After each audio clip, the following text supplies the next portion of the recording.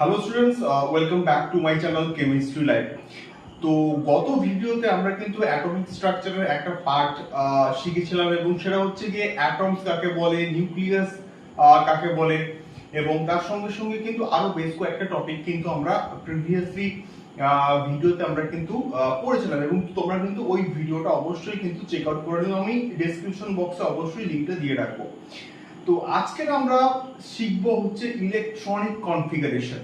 তো atomic structure তথা আমাদের পুরো কেমিস্ট্রি হচ্ছে one of the most important part হচ্ছে এই ইলেকট্রনিক কনফিগারেশন।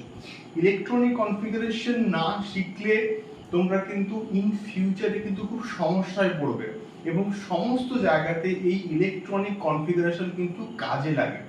তো আজকে আমরা শিখবো ইলেকট্রনিক কনফিগারেশনস এবং তার সঙ্গে সঙ্গে আমরা আরো বেশ কয়েকটা কিন্তু জিনিসপত্র শিখবো এই পার্টিকুলার ভিডিওটার মধ্যে। তো ভিডিওগুলো একদম শেষ অবধি তোমরা দেখবে এবং নতুন হলে অবশ্যই কিন্তু সাবস্ক্রাইব করে আমাদের সঙ্গে থাকবে এবং আমার কাছে কেমিস্ট্রি পড়তে চাইলে অনলাইনে তোমরা কিন্তু অবশ্যই নিচে দেওয়া ফোন নাম্বারে কল অথবা হোয়াটসঅ্যাপ কিন্তু করতে পারো। তো শুরু করা যাক আজকের ভিডিও এবং আজকে আমরা কিন্তু শিখবো কি না ইলেকট্রনিক কনফিগারেশন। ইলেকট্রনিক কনফিগারেশন, তো প্রিভিয়াসলি আমরা ভিডিওতে পড়েছিলাম অরবিট। অরবিট হচ্ছে কোনটা বা অরবিটাল কোনটা, কে এল এম এন এবং তার সঙ্গে সঙ্গে এসপিডিএফ, এই কটা বিষয় আমরা কিন্তু পড়েছিলাম।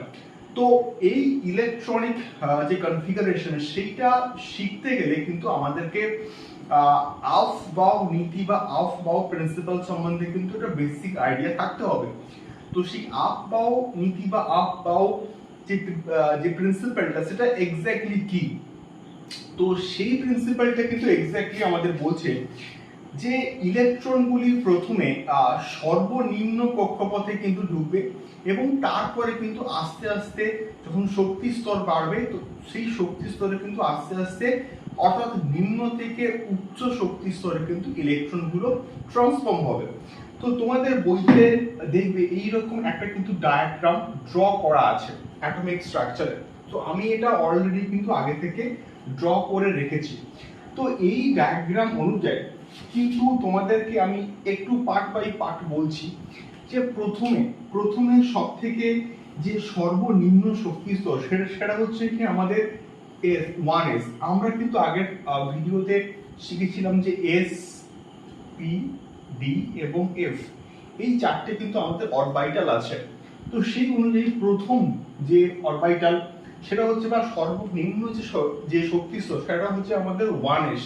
তো ফার্স্টে আমাদের কিন্তু 1s অরবিটালে কিন্তু আমাদের হচ্ছে ইলেকট্রন ঢুকবে এবং তারপরে কিন্তু ঢুকবে হচ্ছে আমাদের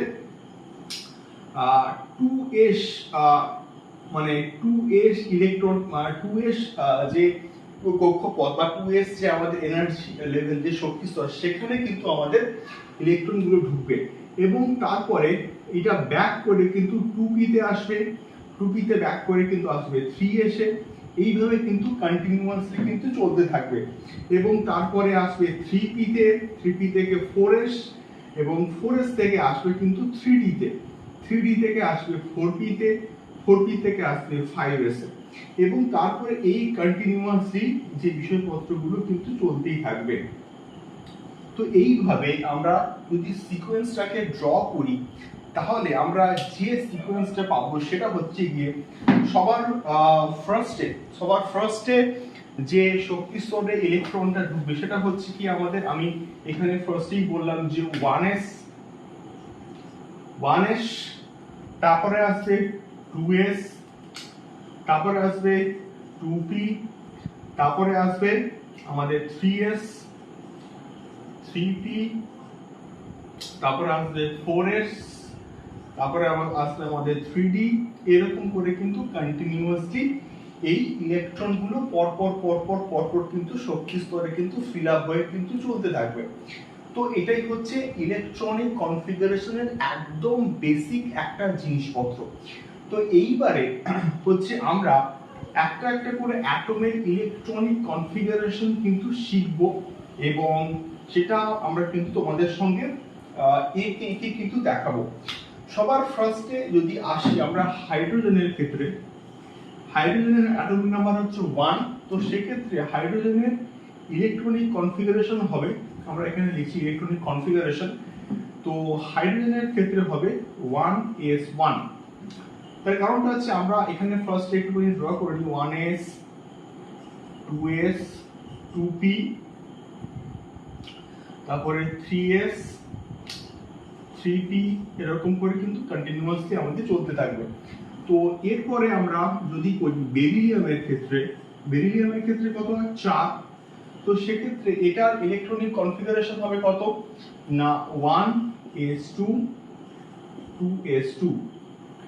তো এরপরে আমরা যদি আসি কার্বনের ক্ষেত্রে, কার্বনের কত 6, কার্বনের ক্ষেত্রে কি হবে না 1s2 2s2 2p2।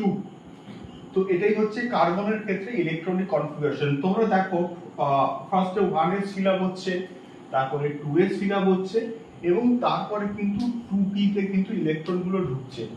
তো এটাই হচ্ছে, এইভাবে আমরা ইলেকট্রনিক কনফিগারেশন গুলোকে করব। তো তেমনি ভাবে আমরা যদি এখন সোডিয়ামের ক্ষেত্রে করি, সোডিয়ামের অ্যাটমিক নাম্বার 11, তো সেক্ষেত্রে সোডিয়ামের ক্ষেত্রে কি হবে না 1s2 2s2 2p6, তাহলে আমাদের 10টা কমপ্লিট হলো। 2p6 এর পরে কি আছে 3s1, 3s এ হচ্ছে আমাদের একটা ইলেকট্রন কিন্তু এখানে ঢুকবে। তো এইভাবে আমরা কিন্তু ইলেকট্রনিক কনফিগারেশন গুলো কিন্তু করতে পারি। তোমরা ভিডিওটা অবশ্যই পজ করে যা লেখার নোট ডাউন কিন্তু করে নিতে পারো। তো এরপরে আমরা একটুখানি ডিফিকাল্ট যে ইলেকট্রনিক কনফিগারেশন গুলো আছে সেই দিকে আমরা কিন্তু এগোবো। তো ফার্স্টে আমরা যদি আসি ক্রোমিয়ামের ক্ষেত্রে, তো ক্রোমিয়ামের কিরকম হবে, তো ক্রোমিয়ামের অ্যাটমিক নাম্বার হচ্ছে 24। তো সেক্ষেত্রে আমরা যদি এটা লিখি তাহলে কি হবে 1s2 2s2 2p6 3s2, তাহলে কত হলো 10, এখানে অবধি 10টা, দুটো 12টা, তারপরে হবে 3p6, তাহলে 18টা। তারপরে আমাদের নিয়ম অনুযায়ী কিন্তু হওয়া উচিত কি না আমাদের হচ্ছে 3s 3p এর পর আমাদের কি আসে 4s2, তারপরে আসবে কত 3d4, এটাই আমাদের কিন্তু হওয়াটা উচিত। আমাদের এখানে কটা হচ্ছে 10টা, দুটো 12টা, 6 18টা, 2 20 24, তাহলে 24, এটাই আমাদের কিন্তু ইলেকট্রনিক কনফিগারেশন হওয়াটা উচিত। কিন্তু বেসিক্যালি ক্রোমিয়ামের ক্ষেত্রে ইলেকট্রনিক কনফিগারেশনটা এরকম বেসিক্যালি হয় না। ক্রোমিয়ামের ক্ষেত্রে এটা চেঞ্জ হয়। তার এক্স্যাক্টলি কারণটা হচ্ছে আমাদেরকে আগে শিখতে হবে যে হাফ শেল আর ফুল সেল জিনিসটা কি। তো হাফ শেল জিনিসটা হচ্ছে, ধরো আমি s অরবিটালের কথা বলছি, s অরবিটালে ম্যাক্সিমাম কটা ইলেকট্রন থাকে 2 ইলেকট্রনস, তো সেখানে বক্সে ম্যাক্সিমাম দুটো ইলেকট্রন থাকতে পারে।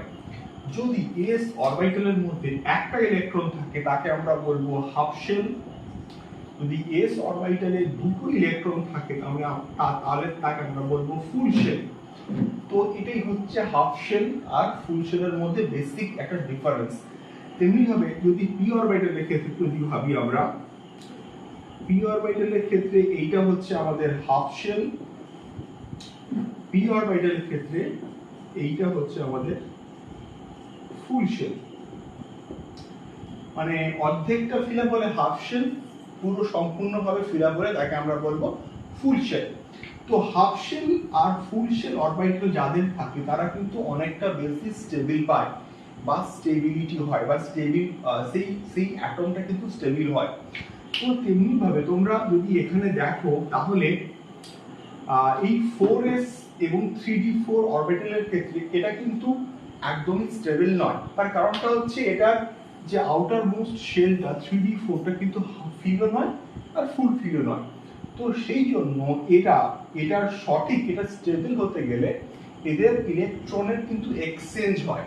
তাই কি হয় না 4s থেকে একটা ইলেকট্রন 3d তে ট্রান্সফার হয়ে যায়, অর্থাৎ 4s1 3d4 3d 5, 4s থেকে একটা ইলেকট্রন 3d5 এ কিন্তু ট্রান্সফার হয়ে যায়। তাহলে দেখো এটাও হচ্ছে আমাদের হাফ শেল আর এটাও হচ্ছে আমাদের হাফ শেল। তো এটা is more stable than this compound, this হচ্ছে ইলেকট্রনিক কনফিগারেশন। তো এটার বেসিক্যালি ইলেকট্রনিক কনফিগারেশনটা হবে হচ্ছে এইটা, এটার ইলেকট্রনিক কনফিগারেশনটা হবে হচ্ছে এইটা 1s2 2s2 2p6 3s2 3p6 4s1 3d5। এটাই হচ্ছে এটার actual electronic configuration due to this half shell and full shell concept. তো এটা এই কনসেপ্টে কিন্তু অনেকটা বেশি স্টেবল হচ্ছে অ্যাজ কম্পারিজন টু এইটা।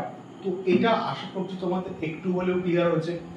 তো এইবারে আমরা আরো একটা অ্যাটমের ক্ষেত্রে দেখব, এবং সেটা হচ্ছে আমাদের কি না কপারের ক্ষেত্রে। কপারের ক্ষেত্রে কপারের হচ্ছে ইলেকট্রনিক কনফিগারেশন অ্যাটমিক নাম্বার 29। তো সেক্ষেত্রে কপারের ক্ষেত্রে কি করি, তাহলে 1s2 2s2 2p6 3s2 3p6 4s2, তাহলে কত হচ্ছে এখানে অব্দি 10, এখানে অব্দি 20 আর হচ্ছে 3d9। এটাই হচ্ছে এটা ইলেকট্রনিক কনফিগারেশন। এটা হওয়া অ্যাকচুয়ালি উচিত, কিন্তু এটা এক্স্যাক্টলি হয় না। এটা ইলেকট্রনিক কনফিগারেশন কিন্তু এটা এক্স্যাক্টলি হয় না। এটা কি হয়, এখানে কিন্তু একটা ইলেকট্রনের এক্সচেঞ্জ আবার ঘটে। এখানে কি হয় যে আবার 4s2 থেকে একটা ইলেকট্রন কিন্তু 3d9 এ ট্রান্সফার হয়ে যায়। তাহলে এটার অ্যাকচুয়াল যে ইলেকট্রনিক কনফিগারেশন 4s1 3d10। এখানে দেখো একটা, এইটা হচ্ছে হাফ শেল, এইটা হচ্ছে ফুল শেল। 3d তে ম্যাক্সিমাম থাকে 10টা ইলেকট্রন, তো এটা কিন্তু মোটামুটি ফুল শেল হয়ে যাচ্ছে। তো এইটা কপার 9 এর ক্ষেত্রে, মানে কপারের ক্ষেত্রে ইলেকট্রনিক কনফিগারেশন কিন্তু হবে হচ্ছে এইটা। এটাই হবে হচ্ছে কপারের অ্যাকচুয়াল ইলেকট্রনিক কনফিগারেশন।